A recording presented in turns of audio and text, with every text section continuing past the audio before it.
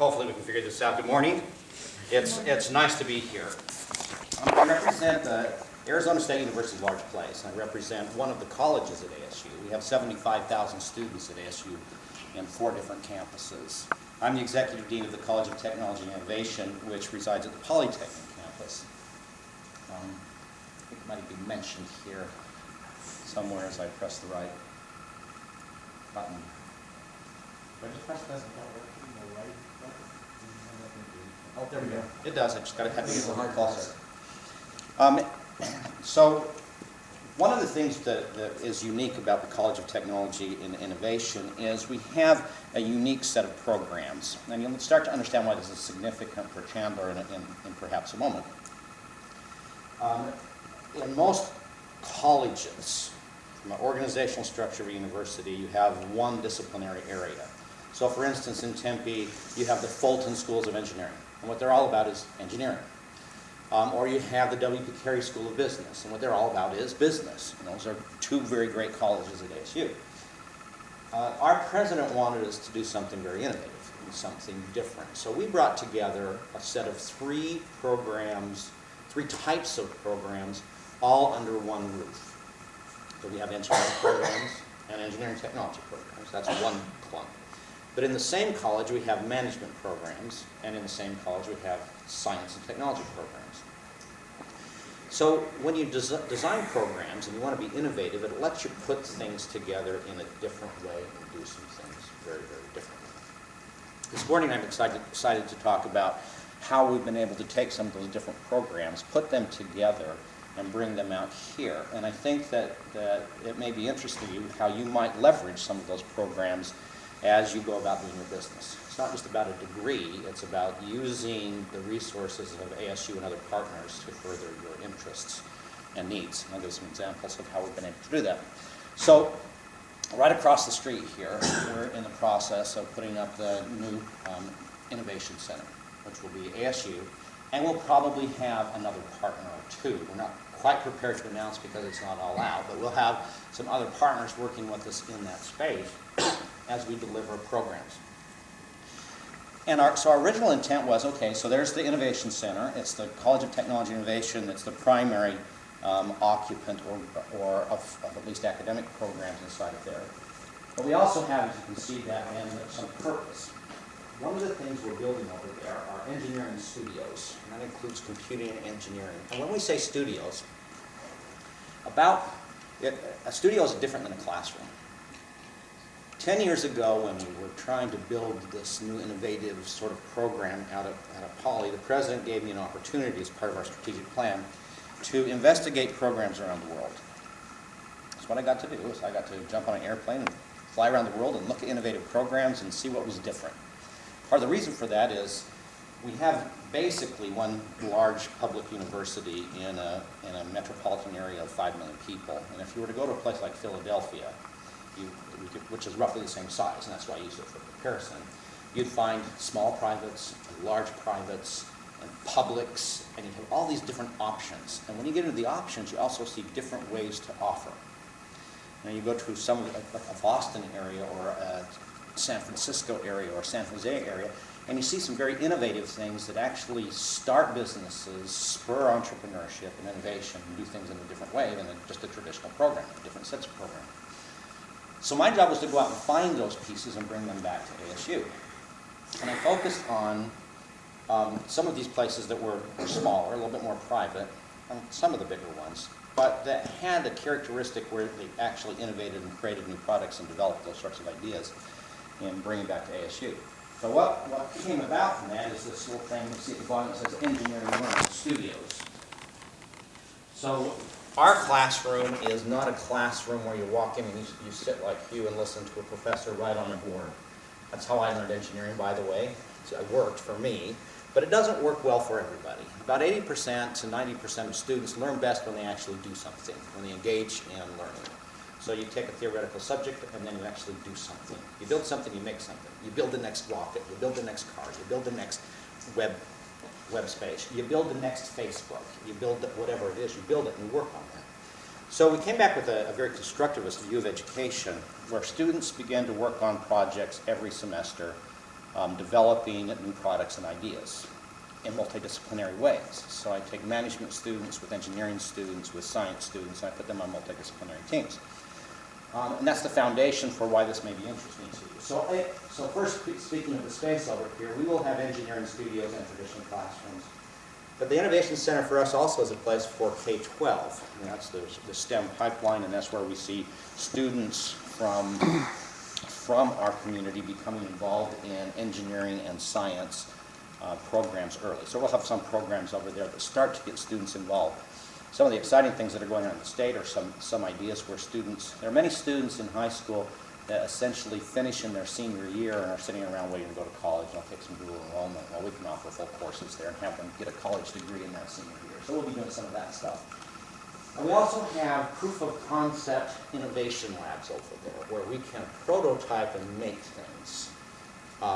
And we think in the model that will be developed, this will be open to everybody, whether you're taking an education class or not taking a class. Just a little bit about the college, and then I'll come back to some examples of how we have helped businesses succeed and how this location makes money. So first, some courses that we're going to offer, just from the academic side, as we begin. We'll have a Bachelor's of Science in Engineering, and we're going to have a Bachelor's of Science in Software Engineering. And we're going to offer those programs in some unique configurations. We'll have evening and weekend classes. Part of our, and supplementing with some of the online general education stuff, we at least have mapped out a way for someone to get an engineering degree only on Saturdays, if that's what they want to do, or only in the evenings, supplementing with the online stuff, or a combination of both. So, which is a new thing for ASU, to have an evening weekend sort of program where you get an engineering or software engineering degree in either a part-time or a full-time mixed mode. So that'll be one thing we offer. And it will have some online components. We think that content will move toward commodity, and just information is good online, but the doing part is what we want to do in this facility, where you actually come in and build and are mentored and coached in making and developing things. We have a lot of faculty that we hire with industry experience because of our constructivist approach, and we also know that about 80–90% of students want to get a job when they leave. They don't want to go on and be professors like me. They want to actually do something where they're involved in industry and get that good job. So we hire a number of faculty and professionals that help students be able to prototype and make and do sorts of exciting things. We also are very open to non-traditional students because of this open, sort of flexible curriculum. And with accelerated degrees, we'll be announcing some accelerated degrees with local companies in the area. We expect to see some of the local companies having cohorts of students go through the Innovation Center here. And I think those announcements will be coming very shortly. So we'll pull in, there are a number of larger employers here that want to have large groups of students in the program. To the project-based modular program and how it may benefit you. So I told you that we can put students, when we have them put students in multidisciplinary teams and have them work on projects every semester, which is nice for the students. They learn in a very different way to do things realistically or real projects. But the exciting part starts to happen, and it can happen anywhere in the curriculum, but part of their learning, since we want these to be an authentic project, starts to take place where they work for companies, and more than just an internship sort of fashion. So we have right now a program that we call our I-Projects program. I-Projects and E-Projects. And they can take place at any level, but most of them take place with either senior students or graduate students. An I-Project is an industry project or an innovation project, call it whatever you want for the I. We thought, I guess it was cute, our marketing people decided to use an I-Project. But what we do is we charge industry, the BU, we have about 30 industry partners right now. We charge them money for either one semester or 2 semesters. And they get a team of students and a faculty member for that year to do development for them. And we give away the intellectual property. So we ask to retain no intellectual property for whatever is developed. And then that becomes your product or the company's product. So let me give you a set of examples of how this has worked with some diverse companies. So I'll start with the city of Gilbert. Last year, maybe you've seen it in the news, had a problem with the Cosmos Dog Park. You know what Cosmos Dog Park is? Been there? Have dogs? Well, so they approached us and said, we have about, in one day, after all of our responsible citizens have cleaned up their dog waste, we still have about 300 piles of dog waste today that's left in the park. Is there a way we can do this? Can fix this? And so our students, and we took engineering and environmental students and actually a business sort of student from a marketing standpoint, and came back with a solution to the city where we would use biodigesters underground with an education campaign and use the dog waste to light lamps in the city. So the students and the city together then prototyped and developed, and last week, I believe, last week was buried.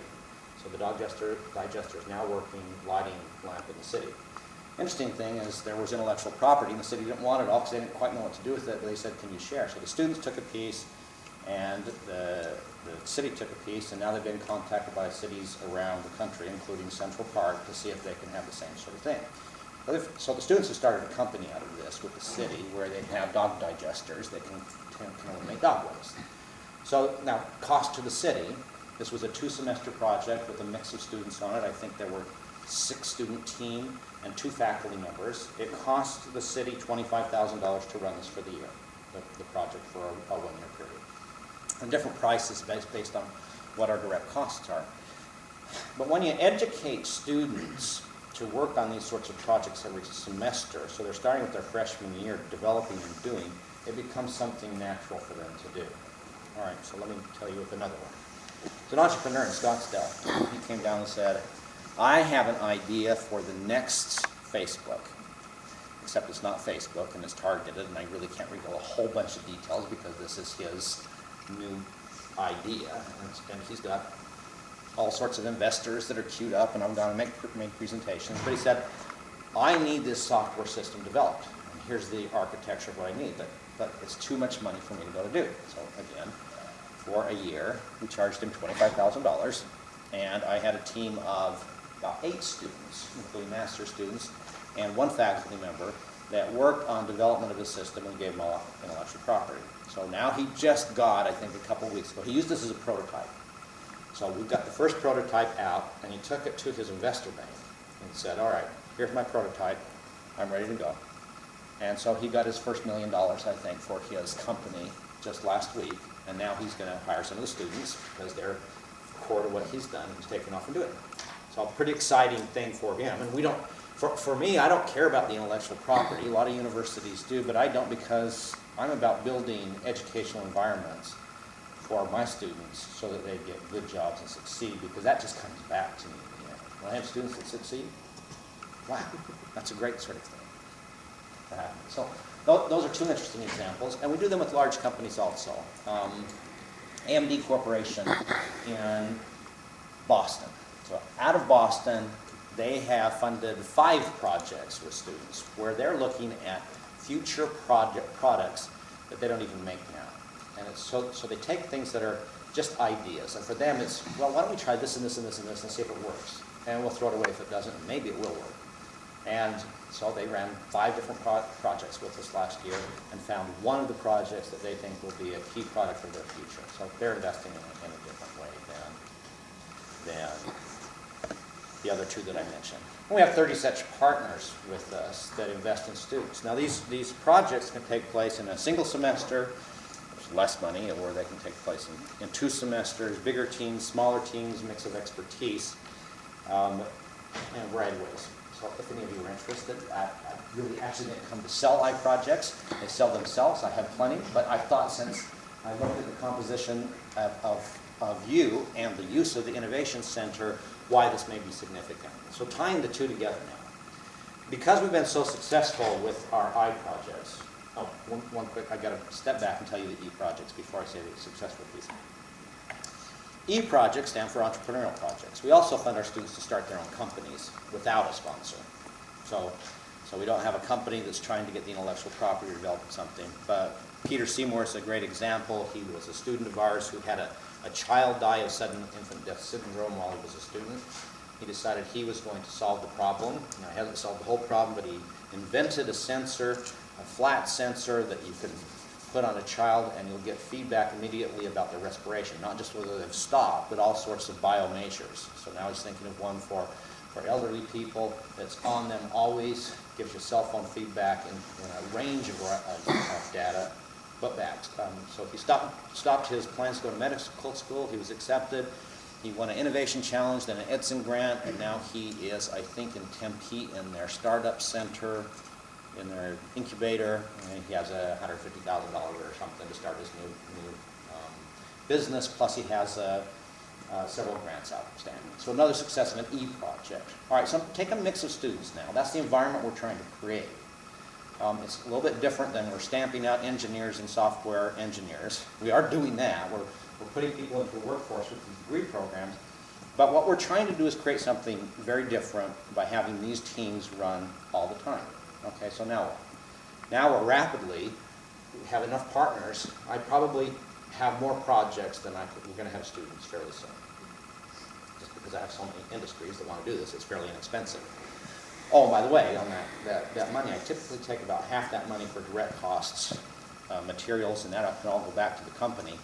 And then I take about half the money for our infrastructure development. So I have people that can actually build and prototype and do those sorts of things. That's just how I run the internal operation. But now you mix this with more and more companies that want to do this, and a large number of successful iterations of these projects. And you start to see why we even wanted to partner for an innovation center. This is a space where we do those prototyping projects. So it's a space where whether students are taking a degree program and getting their bachelor's degree in the evening and weekends, great reason to be there, but also a place where we will run projects for interested parties with students and faculty where we can develop things for you. We'll innovate for companies, we'll innovate for whoever wants to innovate, and use that for your starting point for your prototypes for venture capital, if you will. It's just a team of resources that's available to you, whether it's a class or just a project or that you want to do that. So what else did I write up here? That's so much more about project-based learning. When we're in the projects, it's about teaming, communication, critical thinking, besides their disciplinary work. We'll have over there, besides our studios and our prototyping capability, we'll have computer labs, late evening labs, open all hours so people can come in and learn. And whether you want to just take one class or one module, learn how to operate equipment versus computing versus an academic class. We'll have a whole set of professional sorts of courses that are going on there. Those are the 2 degrees besides the innovation projects that will take place: Bachelor of Science and Engineering, Bachelor of Science in Software Engineering. Includes gaming. One of our potential partners is a gaming company that wants gaming people. Robotics. We have targeted 2 areas in engineering as opening classes. One is an electrical sort of area, and one's a mechanical sort of area. But we're also going to launch a 3rd that we didn't quite know about until this last week. We're going to do a materials science one that Intel would like us to offer a little bit more on the material side of things with some of the electrical sorts of components for them. It looks like here also. And that's the story. Have any questions for me?